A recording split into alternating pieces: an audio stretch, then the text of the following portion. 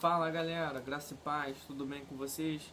Queria compartilhar algo aqui com vocês que tá queimando no meu coração e tá lá na Epístola de Gálatas, capítulo 5 do versículo 16 ao versículo 26.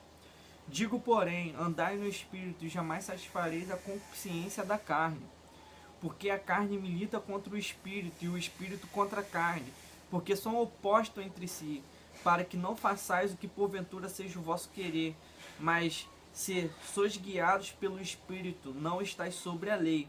Ora, as obras da carne são conhecidas, e são prostituição, impureza, lascívia, idolatria, feitiçarias, inimizades, porfias, ciúmes, iras, discórdias, dissensões, facções, invejas, bebedices, glutonarias e coisas semelhantes a estas, a respeito das quais eu vos declaro, como já outrora vos preveni, que não herdarão o reino de Deus os que tais coisas praticam, mas o fruto do Espírito é amor, alegria, paz, longanimidade, benignidade, bondade, fidelidade, mansidão, domínio próprio.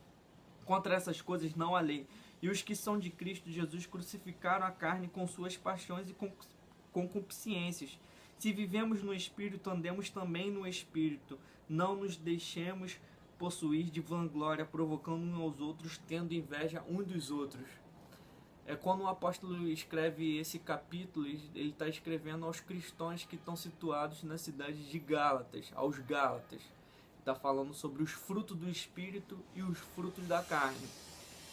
A epístola aos Gálatas nos retrata em como viver no Espírito e quais os seus frutos. Assim também nos retrata daqueles que vivem na carne e o que esses frutos produzem. O apóstolo Paulo fala daqueles e previne para que não viva na carne, porque não herdarão o reino dos céus. Não tem como, meu irmão, você viver na carne, andar na carne e você querer herdar o reino dos céus. Não existe isso. Cristo ele não negocia isso. Ou você é de Cristo, ou você é do mundo, ou você é do diabo. Paulo quer nos ensinar a viver no Espírito, ou seja, uma vida separada para Deus. Aquele que nos chamou é santo, e quando estamos nele, nós nos tornamos santo também. Cristo ele é santo, certo? Então ele nos chamou. Então quando nós estamos enraizados nele, quando nós estamos nele, nós nos tornamos santos também. Ou seja, santo não quer dizer que você vai parar de pecar, que você vai ser o certo, o varão perfeito.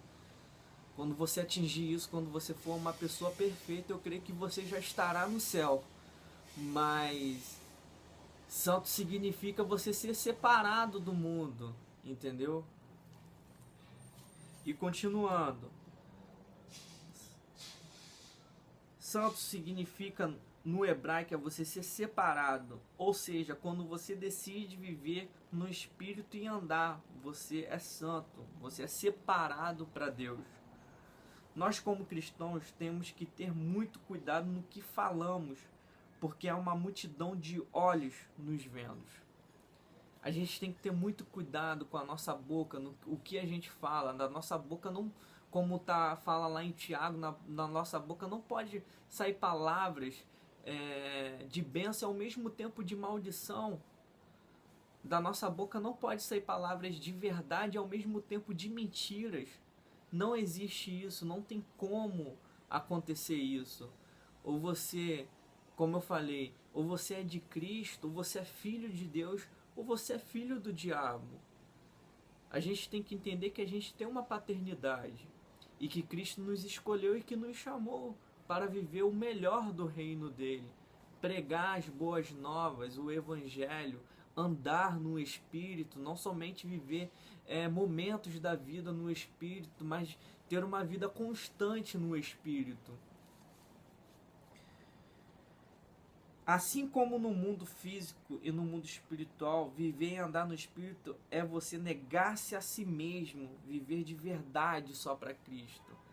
Para que possamos andar no Espírito, nós temos que negar a nós mesmos, como Cristo nos ensina: aquele que quer vir a mim, negue-se a si mesmo. Negue-se as suas paixões, as suas vontades, porque sim, nós temos essas paixões, nós temos essas vontades. E dessa luta que o apóstolo Paulo está falando, dessas paixões, da guerra do espírito contra a carne. E é você que escolhe, é você que toma essa decisão se você quer viver no espírito ou se você quer viver na carne. E viver no espírito, meu irmão, é muito melhor do que você viver na carne. A carne é meramente uma ilusão, esse mundo é meramente uma ilusão. A verdadeira felicidade, ela se encontra em Cristo. Não há felicidade sem Cristo. Você pode ter todas as coisas desse mundo, todo o dinheiro, todo o ouro, toda a prata, mas se você não tem a Cristo, meu irmão, se você não tem Ele, você não tem nada, nada mesmo. Conhecereis a verdade e a verdade vos libertará. Que verdade é essa? Essa verdade é o próprio Deus, é o próprio Cristo. Se você conhece a Cristo, Ele vai te libertando dos seus sofismas, dos seus achismos, dos seus pensamentos. Nós temos que entender que quando nós aceitamos a Cristo, que quando nós se convertemos a Cristo, nosso pensamento deve ser cativo a Ele, deve ser obediente a Ele.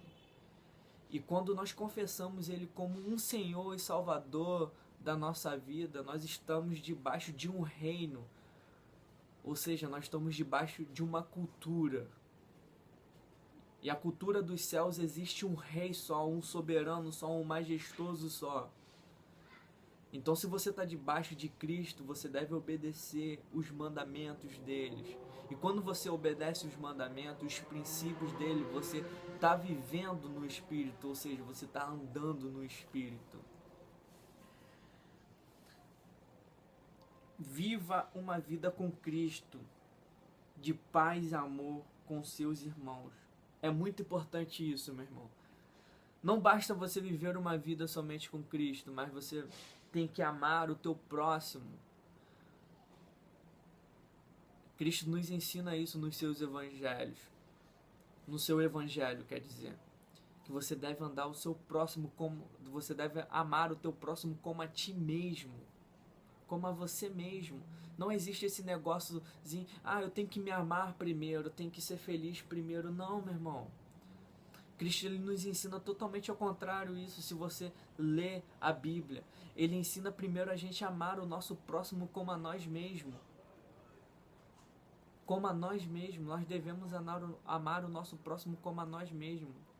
Se você, a palavra diz lá, se eu não me engano, em 1 Pedro, fala sobre esse tema, que se você não ama o seu próximo a quem vê, como você pode amar a Deus a quem não vê? Não tem como isso, meu irmão. E continuando aqui,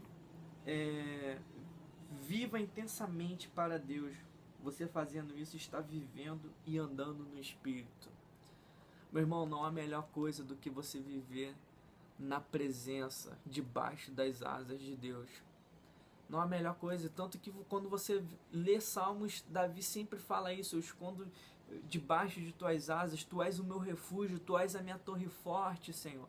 E Davi era um cara que verdadeiramente ele vivia no Espírito e andava no Espírito.